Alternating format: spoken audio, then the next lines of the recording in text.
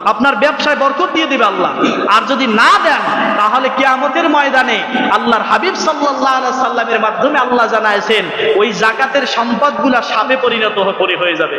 ওই সাপগুলা বডিটাকে পেঁচাইতে পেঁচাইতে চোয়ালের মধ্যবর্তী জায়গায় চলে আসবে, বুকটাকে, আর জবান দিয়ে বলবে আনা মালুকা, আমি তোমার সেই সম্পদ যা তুমি গচ্ছিত রেখেছো, এমন ভাবে জমা করে রেখেছো অন্য কাউকে দাও না। এজন্য সাধ্য, ওই যে বললাম পরীক্ষা, সম্পদ দেওয়া পরীক্ষা। এবার পরীক্ষার মধ্যে পড়ছেন না পড়েন নাই? কথা বলেন, পড়ছেন না পড়েন নাই? হাদিসের দৃষ্টিতে আল্লাহর হাবিব সাল্লাল্লাহু আলাইহি ওয়াসাল্লাম বলেন এজন্য যাকাতের হক আদায় করতে হবে। আমার আম্মা জানেরা যারা শুনতেছে, ওই যে স্বর্ণ ঘরের ভিতরে রেখে দেয়, এরপর বছরের পর যাকাত দেয় না, ওটা স্বর্ণ থাকবে না, কিয়ামতের ময়দানে সাপ হয়ে তাদেরকে ধ্বংসন করবে। জোরে বলেন নাউজুবিল্লাহ। লা তুলহিকুম ওয়ালা আওলাদুকুম, লা তুলহিকুম, তোমাদেরকে যেন ধোঁকায় ফেলায় দিতে না পারে, আমওয়ালাকুম, তোমাদের সম্পদ, ওয়ালা আওলাদুকুম, আর সন্তান সন্ততি, আন যিকিরিল্লাহ, আমি আল্লাহর জিকির থেকে। দেখেন আল্লাহ বলছে আমার জিকির থেকে, আমার ইবাদত থেকে যেন তোমার সন্তান আর সম্পদ তোমাকে ধোঁকায় ফেলাইতে না পারে।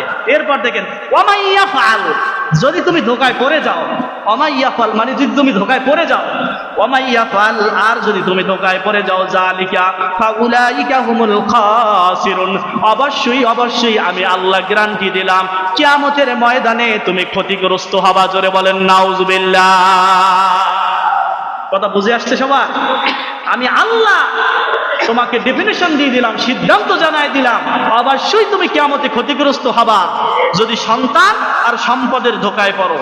সম্পদের ধোঁকা কোনটা? এই যে একটু আগে বললাম, যাকাত দিতে চায় না আমার, যাকাত তো দূরের কথা, হজ ফরজ হওয়ার পরে হজ করতে যায় না, চিন্তা করে এই বছর আছে 50 লাখ, সামনের বছর এই ব্যবসার কাজে থাকলে 1 কোটি টাকা হয়ে যাবে, তারপরে যাব, ঠিক কিনা জোরে বলেন?